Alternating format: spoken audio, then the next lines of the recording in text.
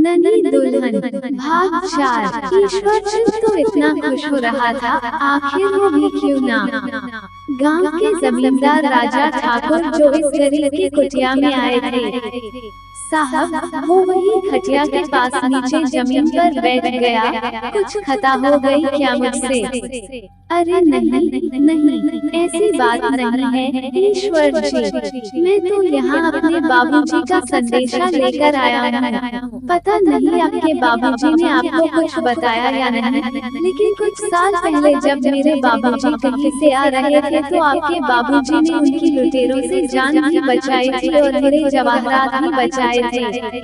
उस समय उन्हें मेरे बाबूजी ने खुश होकर कुछ देना चाहा तो उन्होंने कुछ लिया नहीं, बस इतना कहा कि उनके घर पर अपनी छत छाया बनाए रखना। आजकल मेरे बाबूजी की तबीयत ठीक नहीं रहती, इसलिए वो अपने पोते यानी कि मेरे बेटा शिवम की शादी देखना चाहते हैं। ये सब तो ठीक है राजा साहब, बाबूजी ने तो बताया था उस घटना के बारे में, लेकिन आप ये सब आज क्यों बता रहे हैं? और शिवम बाबू की शादी का इस घटना से क्या ताल्लुक, और इसमें मैं क्या कर सकता हूँ? अरे ईश्वर चंद, ज्यादा मत सोचो, तुम्हारी बिटिया कहाँ है? सलोनी बिटिया। राजा ठाकुर ने इधर उधर नजारे घुमा कर देखा, तब तक सलोनी की माँ एक थाल में भोजन, रोटी और भिंडी की सब्जी जो उनके खेत का ही था लेकर आ गई थी, और साथ में सलोनी की दादी भी बाहर आ गई थी। खाना देखकर राजा ठाकुर मन ही मन परेशान होते हुए बोले, नहीं नहीं, मुझे भूख नहीं है अब, मैं तो बस सलोनी बिटिया को देखने आया था और आपसे आपकी बिटिया सलोनी का रिश्ता मांगने आया था अपने बेटे शिवम के लिए, क्योंकि एक तरह से कहिए तो ये मेरे बाबूजी की आखिरी इच्छा है। आपके बाबूजी भी यही चाहते थे, सलोनी बिटिया आ जाए तो उसे लेकर एक बार हवेली पर आ जाएंगे। ईश्वर चंद जी, अब मैं चलता हूँ। राजा ठाकुर के जाने के बाद ईश्वर चंद और उसकी माँ तो बहुत खुश हो गई।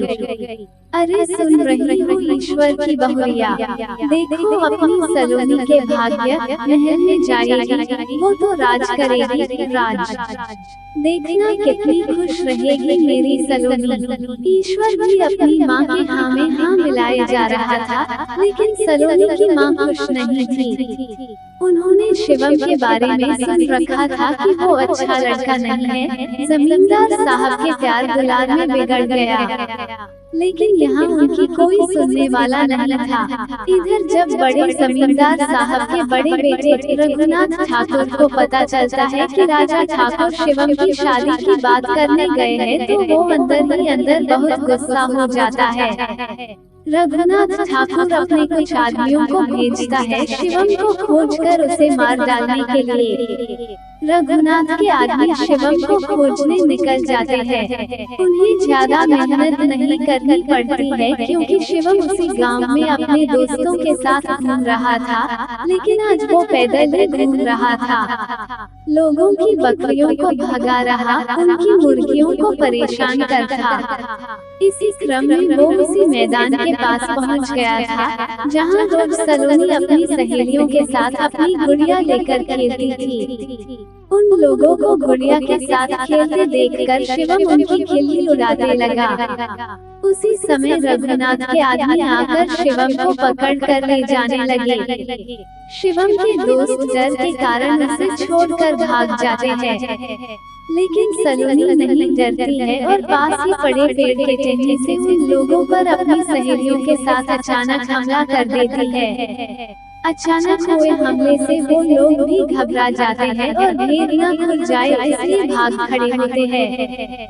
शिवम थोड़ी देर के लिए डर जाता है, लेकिन फिर सामान्य हो जाता है और सलोनी को धन्यवाद कहने के बजाय गुड़िया से खेलती है कहकर हंसते हुए भाग जाता है। इसके ऐसे व्यवहार से सलोनी को बहुत गुस्सा आता है, लेकिन वो बिना कुछ कहे अपने घर आ जाती है, क्योंकि शाम होने वाली रहती है। घर आकर वो खेत वाली घटना का जिक्र अपने बाबूजी और माँ से करती है और गुस्सा में बताती है कि अगर वो नक चढ़ा लड़का मिल गया तो वो उसके नाक तोड़ देगी। अपनी बच्ची की बात पर उसके बाबूजी और माँ हंसने लगते हैं।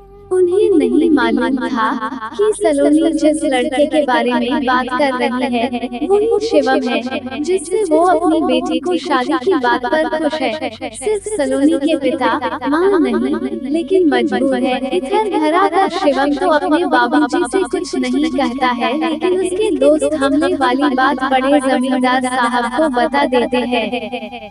उसके बाद जमींदार साहब राजा ठाकुर को और शिवम दोनों को अपने कमरे में बुलाते हैं और शिवम से आज की घटना के बारे में पूछते हैं। जी दादाजी, वो पता नहीं कहां से कुछ बदमाश आकर मेरे ऊपर हमला कर दिए थे। मैं बहुत घबरा गया था, मेरे सारे दोस्त भाग गए थे। वो तो एक लड़की उस मैदान में अपनी सहेलियों के साथ खेल रही थी, तो उसी लड़की ने मुझे बचाया। नाना नीचा सिर को नीचे झुकाए हुए डरते हुए शिवम ने जमींदार साहब को ये सारी बातें बताई। इस कहानी का अगला भाग जल्दी ही हमारे YouTube चैनल पर प्रसारित होने वाला है। अगर दोस्तों आपको हमारी कहानी अच्छी लगी हो तो चैनल को सब्सक्राइब करें। धन्यवाद।